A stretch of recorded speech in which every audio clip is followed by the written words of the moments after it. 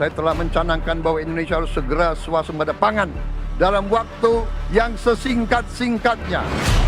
Kami masyarakat setempat kami tidak tahu. Kami kaget pagi-pagi kapal sudah ada di pelabuhan kami. Ini hak kami di sini, hak dusun kami, Marga Kuipalo.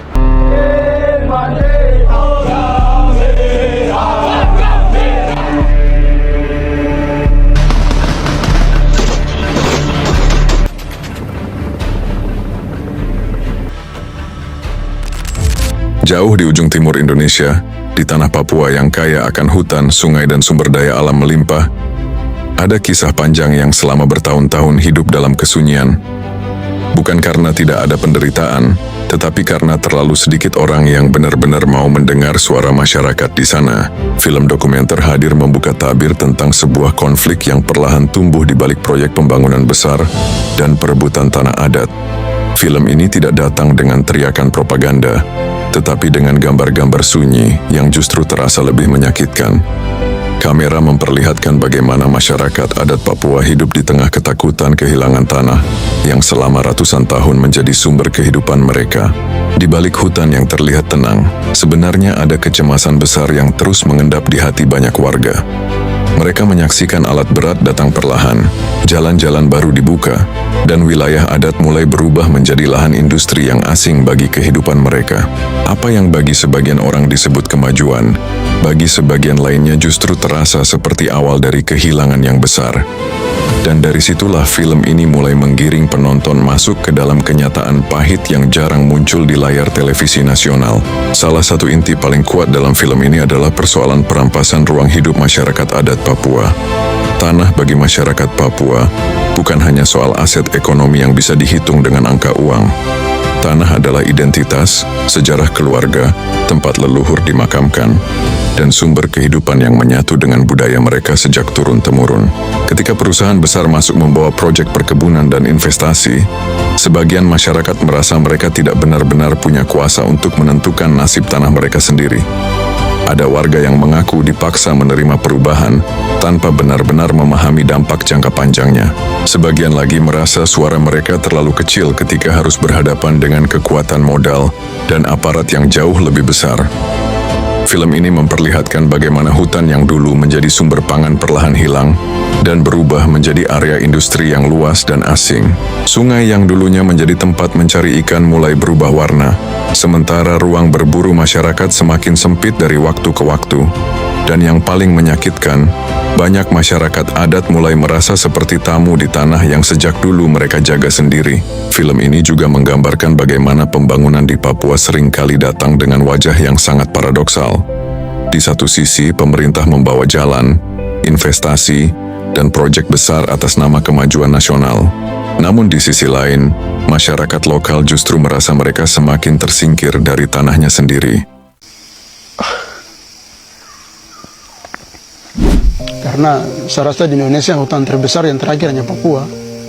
Jadi ya, bagaimana kita tidak menjumbang uang untuk bangun negara, tapi kalau kita sumbang oksigen kan sudah cukup sebenarnya kalau menurut saya.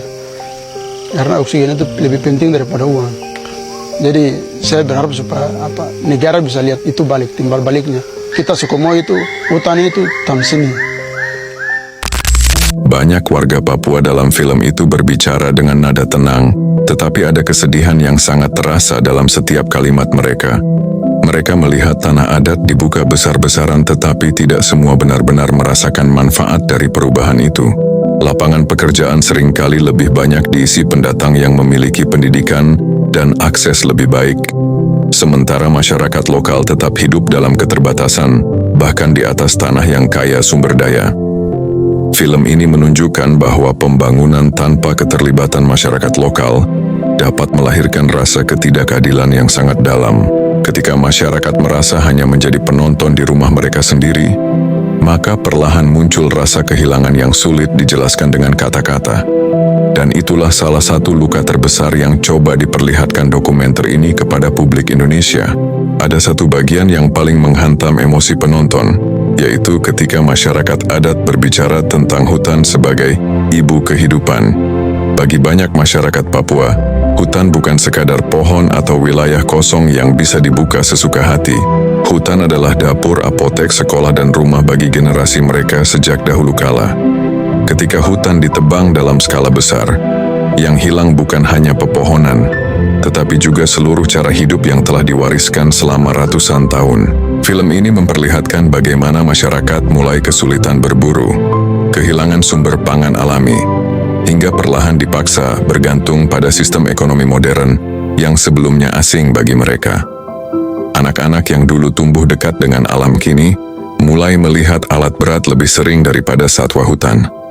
Ada rasa takut bahwa suatu hari budaya mereka hanya akan tinggal cerita karena ruang hidupnya sudah habis. Kamera dokumenter menangkap semua itu tanpa banyak dialog dramatis, tetapi justru kesederhanaannya membuat semuanya terasa lebih nyata. Dan dari situlah penonton mulai memahami bahwa konflik di Papua bukan sekadar soal politik, melainkan juga tentang perjuangan mempertahankan identitas budaya. Film Pesta Babi juga menyinggung bagaimana masyarakat adat sering berada dalam posisi yang sangat lemah ketika berhadapan dengan kekuatan besar. Banyak keputusan penting tentang tanah dan pembangunan dilakukan jauh dari kehidupan warga yang terdampak langsung. Masyarakat adat kerap hanya mendengar kabar bahwa wilayah mereka akan dibuka setelah semuanya hampir berjalan. Ada yang mencoba menolak, ada yang pasrah, dan ada pula yang akhirnya menerima karena merasa tidak punya pilihan lain. Dokumenter ini memperlihatkan bagaimana ketimpangan kekuasaan membuat masyarakat kecil sulit menyuarakan keberatan mereka.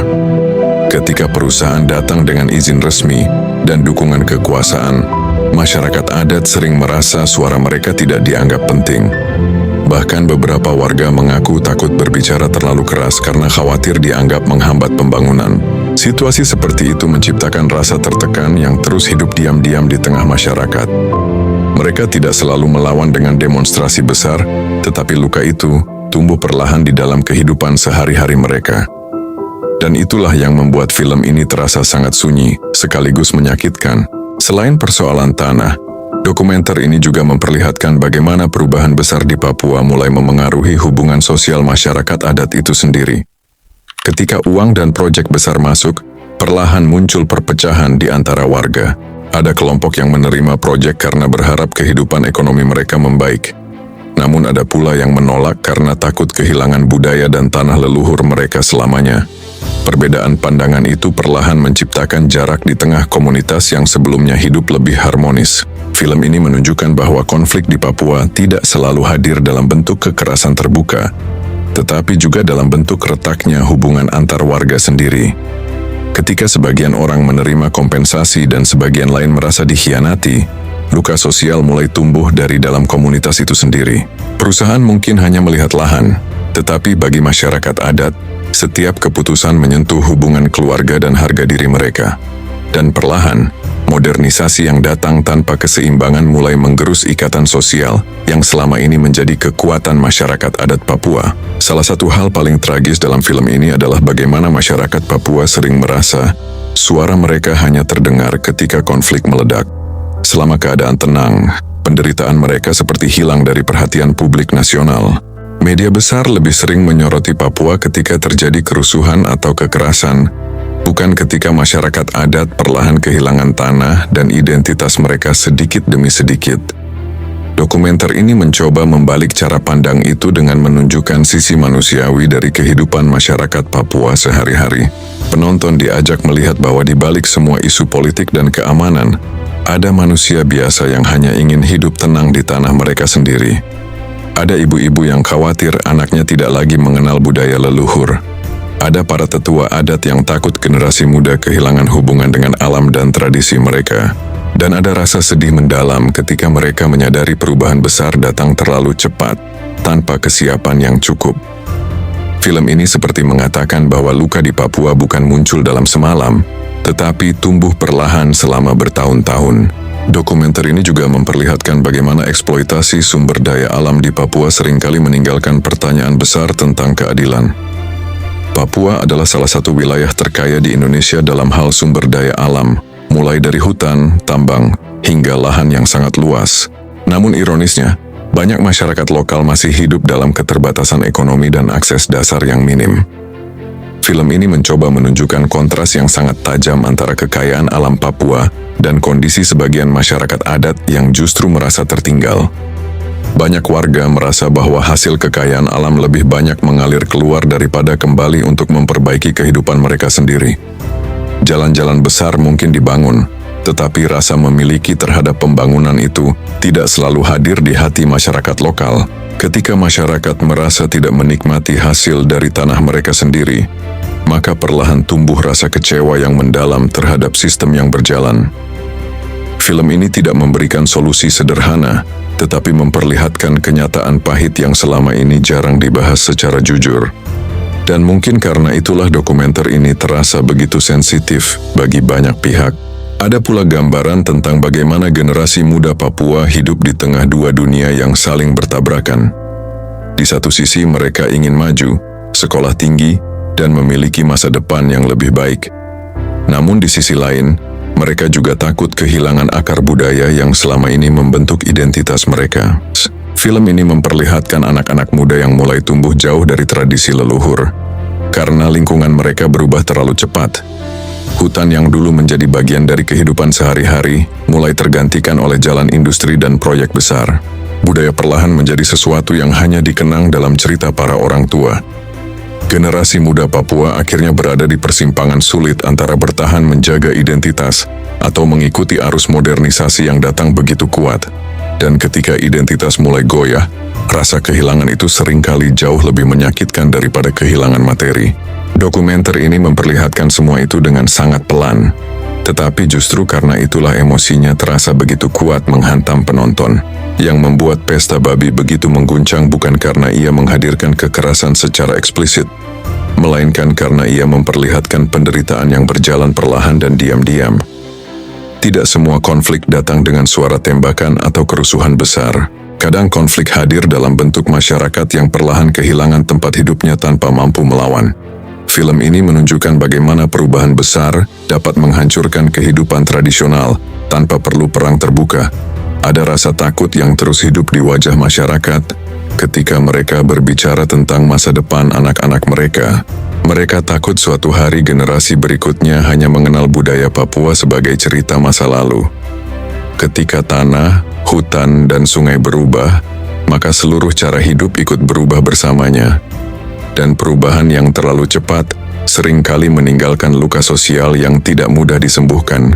Film ini seperti peringatan sunyi bahwa pembangunan tanpa mendengar masyarakat lokal dapat melahirkan trauma panjang yang diwariskan dari generasi ke generasi. Kontroversi besar yang muncul setelah film ini viral sebenarnya menunjukkan satu hal penting, yaitu bahwa persoalan Papua masih menjadi luka terbuka yang sangat sensitif di Indonesia. Banyak orang mungkin tidak nyaman melihat kenyataan yang ditampilkan dalam dokumenter ini.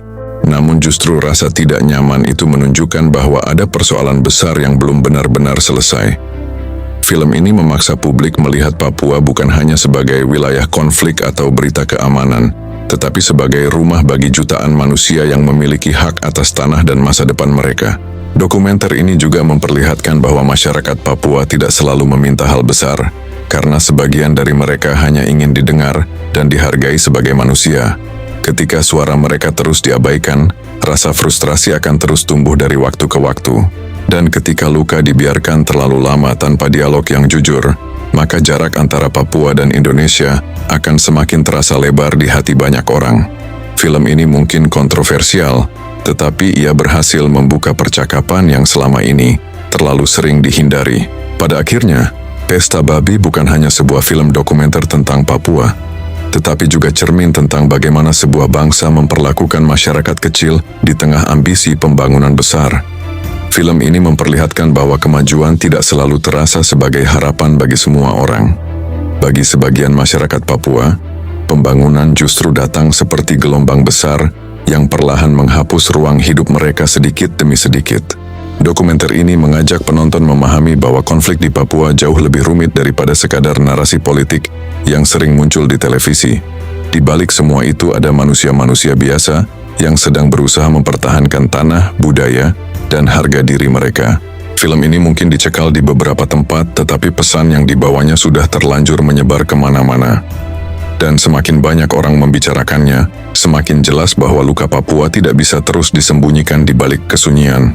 Sebab selama masih ada masyarakat yang merasa kehilangan tanah dan identitasnya sendiri, maka persoalan itu akan terus hidup dalam ingatan mereka. Dan mungkin itulah alasan mengapa pesta babi terasa begitu mengganggu, sekaligus begitu penting untuk ditonton dan dipahami.